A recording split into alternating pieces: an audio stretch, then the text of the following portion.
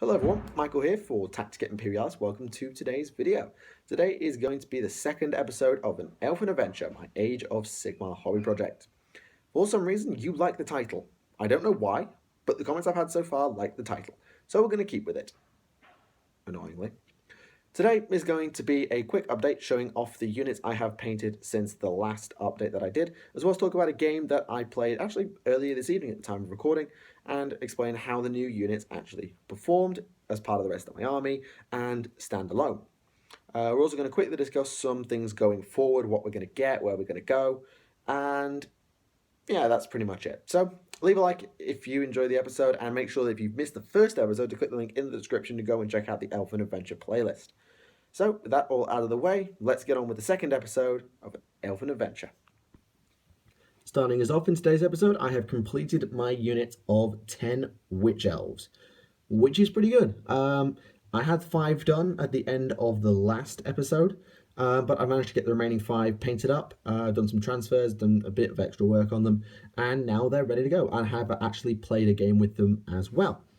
So let's quickly talk about the paint scheme before we get on to anything else. It's a really simple sculpt with not many different things on it, but it's a really easy on the eye paint scheme. So if I just take this girl as an example, we have just flesh with red armor, black leather gloves, a purple tabard, metal for the knives and the belt, as well as the gold highlight on it, a white rock and hair, which both been washed, and then the hair has been highlighted as well. And that's basically it. It's a really, really easy paint. I mean, they're not the quickest things to paint because you do have to be quite precise, particularly as you get into the later sections, such as the black and the silver. But if you get it right and you get into a rhythm, it is actually really, really good. You may not be able to tell on this model. I think I can tell just a little bit looking at the camera, but there is a green glaze on the knives. I think the best one probably is if you look at the hag, you can see the knives are slightly green. That is because they've been given a green glaze, which is a mix of Caliban green, Ogre camo, and some water. The reason I've done that is because in Old Fantasy, witch elves had poisoned weapons, and I wanted to reflect that. Plus, as part of their formation, the Exile blood cult, they get basically the old poison sort of back, where a 6 to wound will do a mortal wound immediately. And that's really, really good. This girl is sideways, so I'm just going to turn her around because it's annoying me. Now, they don't rank up perfectly, but it's Age of Sigmar, so they don't have to. Which is really good because I think ranking these girls up would have been a colossal nightmare. There's not much more I can really say about the models. As far as the banner goes, I've just done a simple... I can't even show you because I've got the... Oh my days, I can't hold my camera. Because I've got it at the wrong angle. So each of them has the same transfer on both sides. It's the upraised gauntlet clutching a bleeding heart. It's a symbol of Har Ganeth. So I just kept that quite simple. Now, let's talk about the game that we had tonight. The Witch Elves, I used them, and they kind of let me down. They don't suck. They certainly don't suck. But they just didn't do as much as I was hoping for. I mean, they put out 31 attacks, which on paper is freaking awesome. They reroll 1s to hit and hit on 3, so you get a ton of hits, and they wound on 4s with no random 1 damage. Okay. Rerolling 1s to wound if you have a Banner of Murder, or you have a Death Hag with Witch Brew. I had the Banner, no Witch Brew. And it can make them really dangerous. The problem is they have no rend and damage 1, which means against anything with high saves and high wound count, or both. For example, my game tonight was against the Savage Black Orc army. You just run into trouble where you just can't kill enough stuff with a 10-girl squad. And that's slightly disappointing. They will hit hard, and if you do buff them, then yes, they'll do a lot of damage, but their problem is they can't take a hit. They have no save, and even with the blood shield from the Cauldron of Blood, which is just to the left of shot, they just die really fast, and that forces battle shock on them. That's why Witch Brew, I've realised, has its value, not in the rerolls of 1 to wound, but in the immune to battle shock that it gives out. So it is kind of useful to have a Death Hag around to give them Witch Brew. Even if you have a Cauldron protecting them, immune to battle shock is pretty important, especially if the squad gets larger where it might actually stay alive. In terms of making them good, I think you just need more of them because you've just got to make your opponent roll too many dice and then he'll just fall over dead. If you do actually use the Blood Cult, then the 6s to wound doing mortal wounds will also alleviate some of the problem. But if you do get up to 20, then they reroll all failed to hit rolls, which is great. You do need eventually 30, or you need 3 squads, which is actually only 15, but they don't work at 5 girl squads. You need them really at 10 each. So 2 small boxes of witch elves are on the agenda in order to finish this formation off. There is another component to the formation, and we're going to cover that in a minute. But yeah, there's a campaign coming up, it's 100 wounds, and I think I'm going to have to take the witch elves out. I don't want to take the witch elves out, but they're just not survivable enough. And while they are fast, they're just too fragile, at least at this size squad. So I think they may have to fall by the wayside. What I'm going to put in will probably either be a second assassin, Dreadlord, a few more dark shards. I've got a couple of options. It'll probably be 5 dark shards and then a second assassin if I do take them out. But I might give them one more run because they were running against very powerful combat units, that being Black Orcs. So I'll give them one more shot, I think, before I take them out permanently. But as I said, there is another unit that we need to cover, and let's move on to it right now. And the second and final unit for today's episode is a unit of Har Ganeth Executioners. 15 of them to be exact. 5 of these are my old metal models. You've seen those before in an old showcase, but these 10 are all brand new. I've only just finished painting them, and I got to use them tonight. I'll talk about that a little bit later. First off, the sculpt. Another good kit, really useful, and very versatile. I have utilised a fair few of the Blackguard of Nagaron components as part of the kit. For example, this banner doesn't normally belong. It normally is just the left-hander banner for Executioners. I have used these little back crests, which normally Executioners don't wear, to just denote their extra ranking. And on the second rank of guys, you can see that they are wearing Blackguard helmets as opposed to the skull helms that the front rank are wearing, which is the more typical of Executioners. My reasoning behind this is simple. I like Blackguard heads. They look really good. I had a conversation with Kieran. He said he wasn't that keen on the skull helms. And I was like, well, why not put the Blackguard heads on? And then I tried it, and I really liked it, and it stuck. And I've also got a little bit of lore significance behind it. The front rank are the command. I have 2 commands. I'll explain why a little bit later. And so it stands to reason, as the command elements, that they are the elite of the Executioners. They are the longest serving and the most powerful. Therefore, they have earned the right to wear that skull helm. The 10 behind them, the ones wearing the Blackguard helmets and the old ones in their old chainmail helmets, have not earned the right to wear that mask. They are still either in training or new or just waiting for one of the command elements to get killed so they can take their place. It really does vary. So that's why that is there. Now, as for why I have 2 commands, you're allowed it. It's completely legal to have multiple command elements in Age of Sigmar. Not champions, you don't have one of those, but multiple musicians and standard bearers. This means that you're less likely to suffer the bravery penalty that my banners losing them will give me. So I will always have that bravery of 8, and I will always have that reroll of a dice for charging, even when the squad gets small, because I will have a second drummer and banner bearer, which is really, really useful. It also means that if I split the squad up into 2 squads, say an 8 and a 7, I can still have full command in both squads. I will probably use this Executioner at the back because he has a slightly higher sword as the Drake Master for the second squad, whereas this guy continues to lead the first. That is actually a Blackguard hand, and the sword normally belongs to the banner bearer of Executioners, who is carrying the axe that normally belongs to the Drake Master.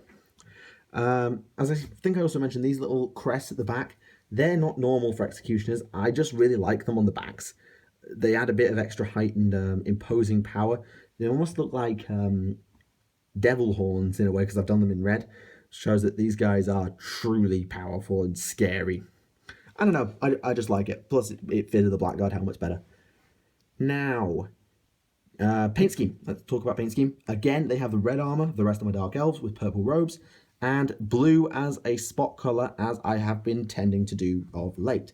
The most obvious is on the top knots for the Blackguard elements of the squad, or the Blackguarded helmets, and that is just simply blue, wash, and then dry highlighted with ice blue. I've done a similar thing on the cloaks, so it's blue, washed, and then edge highlighted with a bright blue. Same with the trim on the armor. As far as the armor itself goes, I've just knocked him over. There is also a bit of trim on the red. I think the Drake Master is slightly obscured in the light, but you might be able to see there's a little bit of orange around the rim of his plates down at the bottom. Just as a highlight, I've done it again on here. I've done it on all 10 of them. Maybe this guy behind is a better example. Yeah, he's a good example. You can see it quite clearly on his plating that there's some orange highlighting on there. And that's all there really is to say about that. There's not much to say about the paint scheme. It's pretty similar to the rest of my other Dark Elves. Just I'm getting more used to using the blue as a spot colour. So, gameplay. How does this unit perform? Well, it is disgusting. 15 Executioners put out 31 attacks when you include the extra attack for the champion. And if they roll a 6 to hit, that is 2 mortal wounds. Not 1, 2. Meaning that, on average, this squad puts out 10 mortal wounds per round. At full strength. Which is crazy. Like, for light infantry squads of small men, whole squad dead. More elite stuff, like the Black Orcs I was facing, half a squad dead. My opponent, when I rolled my attacks for these guys, picked up 5, 6 and said, right, 10 mortal wounds, half his squad is dead. I think he basically had what gamers might consider it was just a gas, like, what the hell just happened? Which is really, really scary. Just ow. I also use them in combination with Hellebron. Her command ability allowing units to pile an attack twice basically gives them an output of 20 mortal wounds in a round. If they stay at full strength, which they rarely do, because once my opponent lets them hit once, he's not going to let them hit again, because it's just too powerful. In terms of survivability, they have a 4+ save and 1 wound. This is easily buffed with Mystic Shield, and they work well as either hammer or anvil. Because they don't have lances like Core 1 Knights, they don't have to charge. I mean, if they do charge, they do a ton of damage, but they're just as capable of taking that charge because they don't have lances. Their stats are the same whether they're charged or charging. This means you can easily put them in a key terrain piece and say, I have a 3-up save or a 2-up save, I have a Mystic Shield on, come at me. Oh, and by the way, all my attacks do 2 mortal wounds if I roll a 6 to hit. So they work well as anchoring a battle line, which is what my original plan for them was, but if you need them to go on the attack, oh my goodness, they will deliver for you. It's just really refreshing to have a unit that really punches above its weight that's not a hero. They make great assassin holders. So, for example, your opponent might think, oh, I can't go near that with my chaff infantry because they'll just mow through them. Because A, they have 2 attacks each that hit and wound on 3s. And B, their 6s do 2 mortal wounds. They'll just chop through. Well, let's send the big dudes in. Maybe dudes who have good saves against mortal wounds. Yeah, then just hide an assassin in there. Has 5 attacks, they hit and wound on 3s, do extra damage to heroes, or maybe Shadowblade if you want him to pop out of there. 6 attacks, rerolling to hit, 3s and 3s, damage D3 against heroes. They are really good at hiding really scary stuff. And if you put a banner of murder behind them, then yes, they do reroll 1s to wound as well in the combat phase, which is terrifying. I can't really say much more about them, really. They're just really good. Like, for 15 wounds, this squad went through 2 squads of Black Orcs and 2 Black Orc big bosses in 3 rounds of combat. Just ow. Just ow. I mean, and then the second time against the half squad of Black Orcs, there was about 6 left. Only 3 of them could fight in the first round. The second time they were able to use Hellebron's command ability and pile round, but they were just really powerful. And I do really think that these guys are going to become a staple of Dark Elf armies because they just hit so hard. Now, the obvious comparison is to Swordmasters, who are my High Elf equivalent to these guys. Swordmasters are a bit more survivable because they can get saves against shooting, but they're a little bit less powerful in combat. I think they have Rend, but they don't have any extra damage, whereas the Executioners have the Severing Strike.